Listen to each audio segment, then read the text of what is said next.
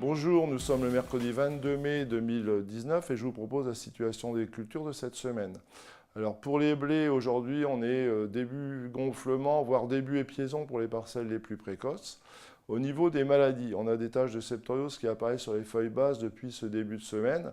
C'est des contaminations qui datent de plusieurs jours et qui sont finalement accélérées par les températures douces de la journée. Aujourd'hui, ces taches ne présentent pas de danger puisque la majorité des parcelles ont été protégées à la sortie de la dernière feuille et les 3 dernières feuilles sont a priori bien protégées. Donc, pas de souci par rapport à ça.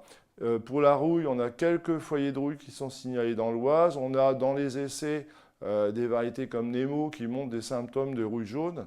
Mais d'une façon générale, les traitements antiseptoriaux couvrent aussi la rouille.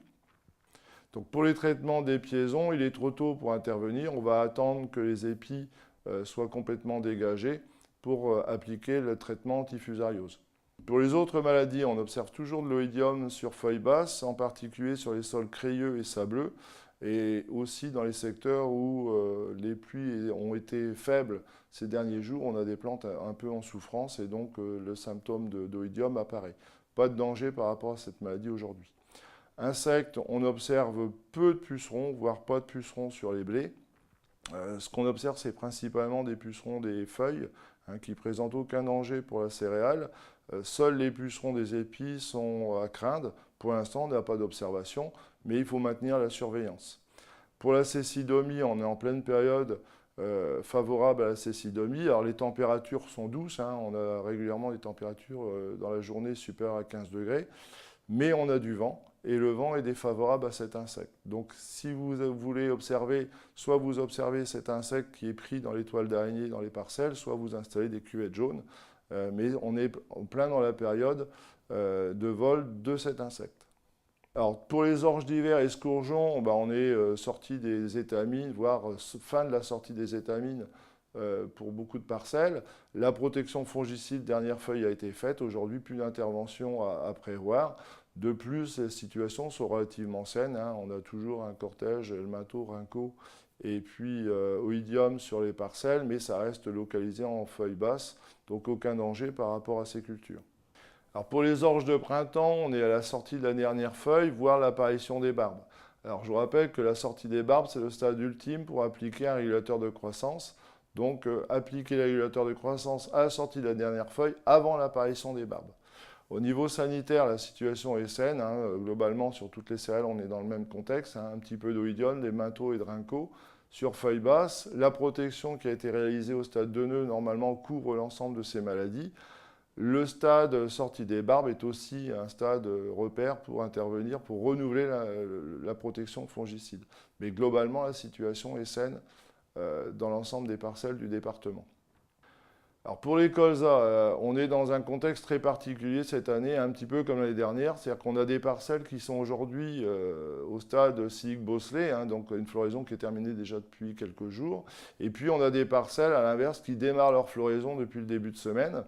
Donc finalement, on est dans une situation très très éclatée avec les parcelles qui sont en train de fleurir actuellement, qui ont souffert de la sécheresse et de sécheresse d'automne et de printemps. Pour ces parcelles qui sont en train de fleurir, finalement, la protection est la même que sur les parcelles qui étaient plus avancées, c'est-à-dire à la chute des pétales, une protection contre le sclérotinia. Et puis on maintient la surveillance et la protection jusqu'à la formation des siliques. Sur les parcelles les plus avancées qui ont fleuri normalement il y a un mois, le risque charançon de la silique est dépassé, puisque au stade dit Sillic-Bosselet, on considère que le risque est dépassé. Donc sur ces parcelles, il n'y a aucune intervention à envisager pour l'instant. Alors pour les protéagineux sur les févroles, on a les premières fleurs ou boutons floraux qui sont apparus sur les parcelles de févroles. On a des pucerons noirs qui sont visibles dans les écailles foliaires. Pour l'instant, c'est sans danger. En plus, on a observé en même temps des auxiliaires qui sont en train de s'implanter, et en particulier des coccinelles. Donc on peut s'imaginer, comme l'année dernière, qu'on va avoir une certaine régulation naturelle sur le puceron noir, à surveiller malgré tout. On n'a pas de manchon observé sur les parcelles, mais soyez vigilants par rapport à cet insecte. Au niveau des maladies, la situation est saine pour l'instant. Il n'y a pas d'intervention à envisager dans l'immédiat. Les conditions actuelles ne sont pas du tout favorables aux maladies foliaires de la févrole. Au niveau des pois, les parcelles les plus avancées, les semis les plus précoces en pois de printemps sont en train de fleurir. Le premier fongicide peut être appliqué à ce stade-là avant que la végétation ne se referme. Pour l'instant, la situation est saine. On n'a pas de pucerons non plus sur ces parcelles. Alors pour les maïs, on a des stades qui vont de levée à 5 feuilles, voire plus. On a des maïs qui sont assez stressés en ce moment avec l'amplitude thermique entre la nuit et la pleine journée, avec en plus localement des petites gelées blanches la semaine dernière. Donc on a des maïs qui sont jaunes. Il ne s'agit pas de carence ou de réaction au phosphore ou à l'azote, c'est tout simplement une réponse physiologique de la plante à des amplitudes thermiques très importantes. Donc là, à ce stade-là, on est quand même dans des périodes assez favorables au désherbage, complémentaires, deuxième ou premier désherbage de poste, avec des plantes qui finalement font des nouvelles feuilles et puis un sol qui est légèrement humide par les pluies de ces derniers jours. Je vous souhaite une bonne semaine, à la semaine prochaine.